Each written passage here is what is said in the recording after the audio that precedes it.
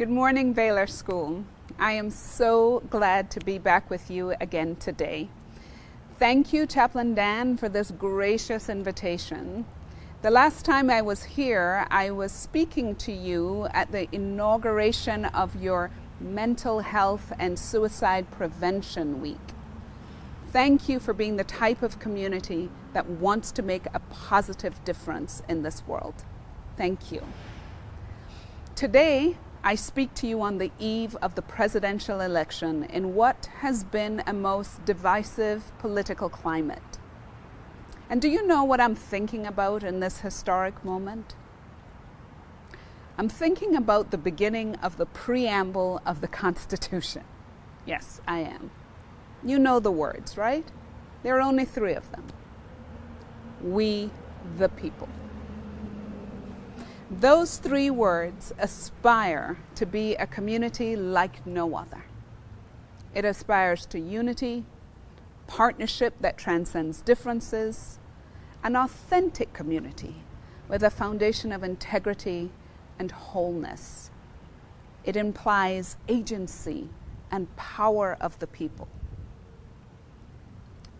Is this what we're experiencing right now? Sometimes, when we have aspirations like this, there is a gap between the dream and the reality. But thanks be to God, there are some ways to help bridge that gap. In the Bible, James 3 provides some instructions on just how to create a community like that. It says, you can develop a healthy, robust community that lives right with God and enjoy its results only if you do the hard work of getting along with each other, treating each other with dignity and honor. That's it. Wow.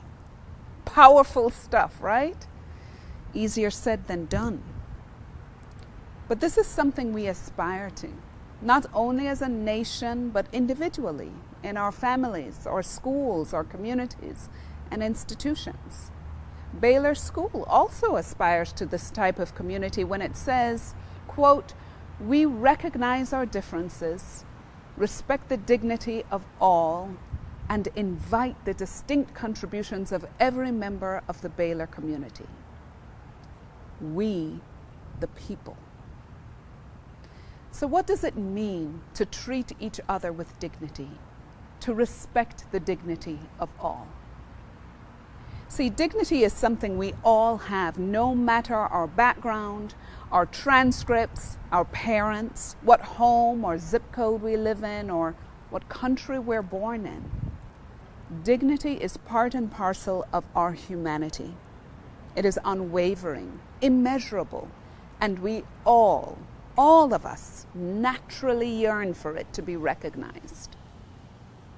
Respect, if you break down the word, now I just happen to really love words. So respect, again, and spect, from the Latin word specere, like spectacle, to look. It means to look again. Essentially, we are being asked to look again at the dignity that we all share in our humanity, the vast and unrelenting potential we all have in every person. We're not being asked to tolerate, work with, agree with, or even love every human being. We're being asked to respect their dignity, to look again at their dignity. We're being asked, you see, to look first and be present to the many assumptions or preconceived notions or biases that we have, and we all have them.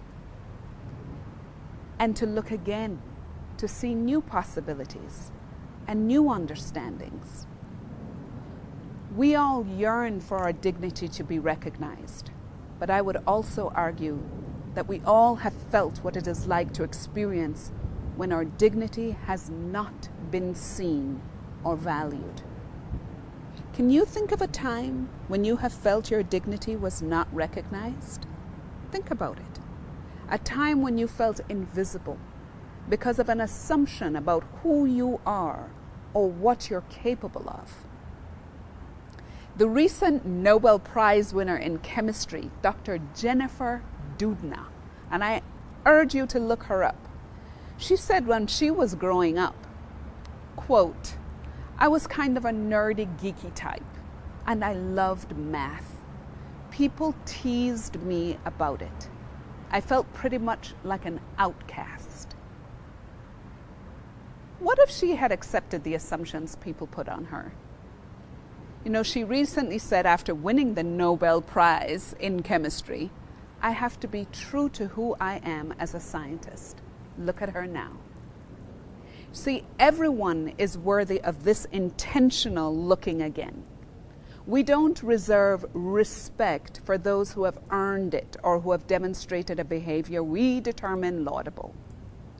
To respect or look again is reserved for every human being, no matter what. We, the people. This is not a moral or a religious or a political imperative. It is a human imperative. This is actually about a new way of seeing other human beings. It's an invitation to see differently. Henry David Thoreau said, "It's not what you look at that matters, it's what you see."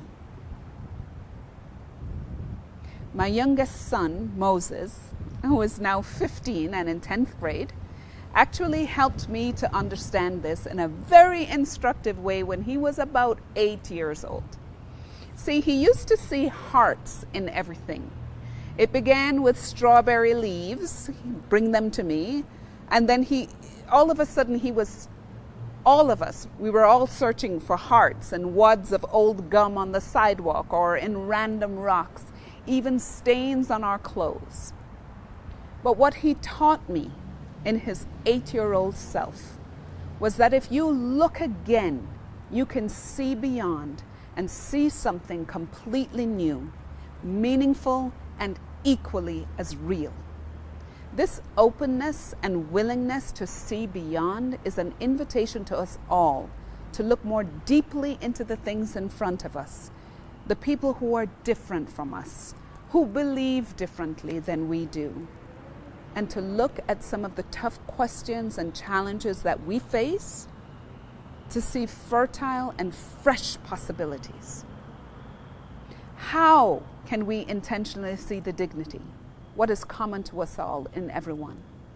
Imagine looking at the world through dignity-colored glasses, or rather through a dignity lens.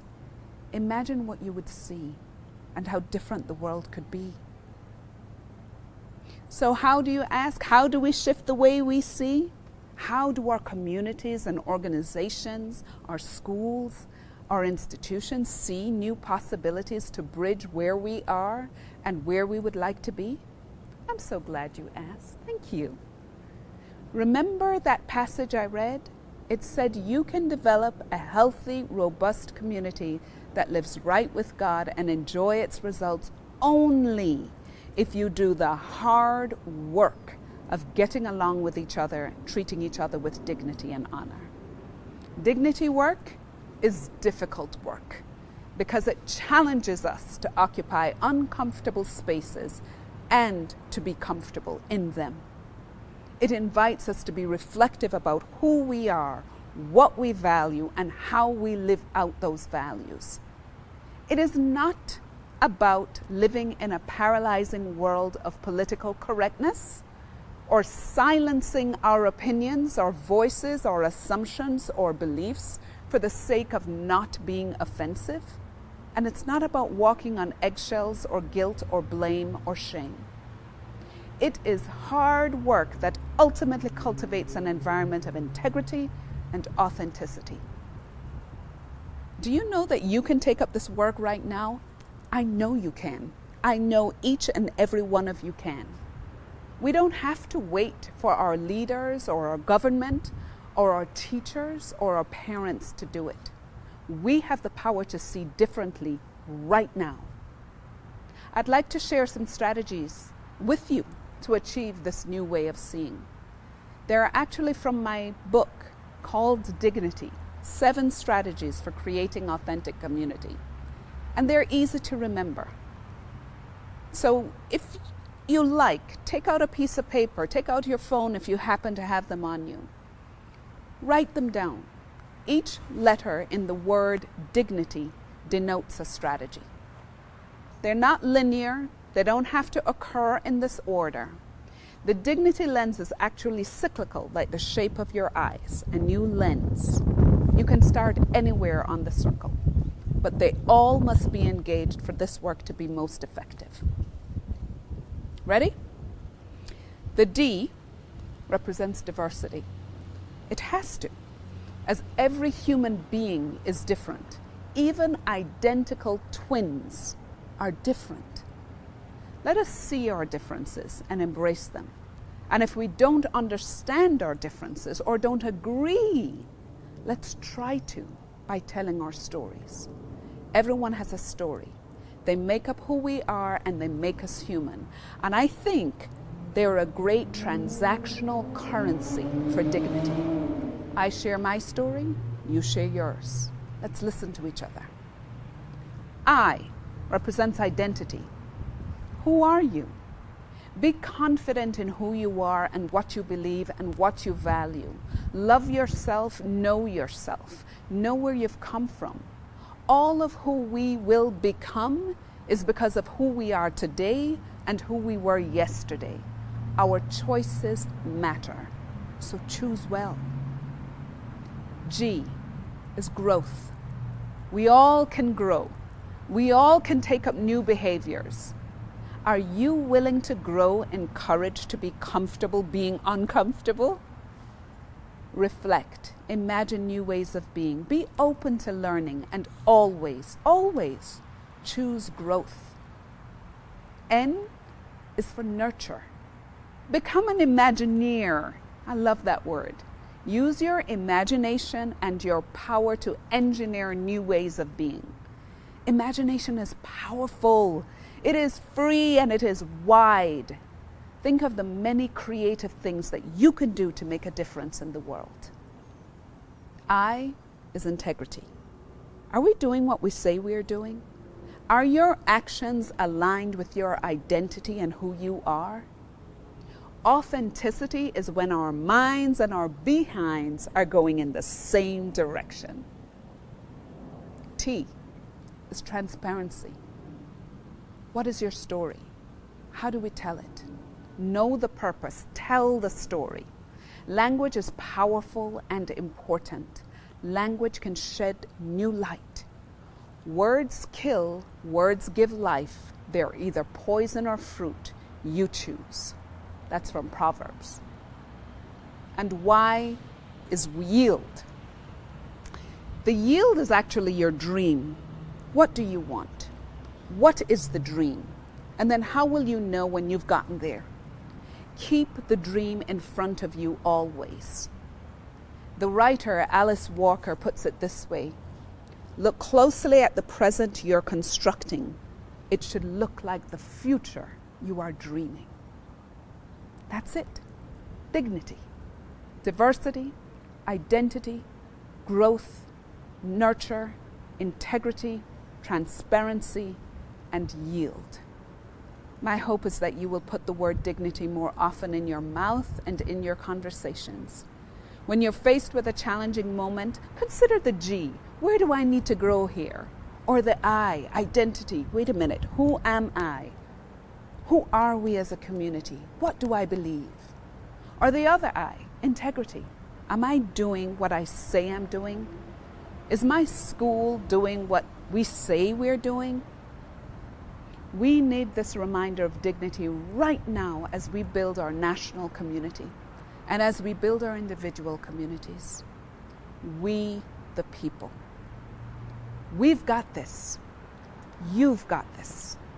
Be open. Be curious. Look again at dignity and see your healthy and robust community thrive. Thank you.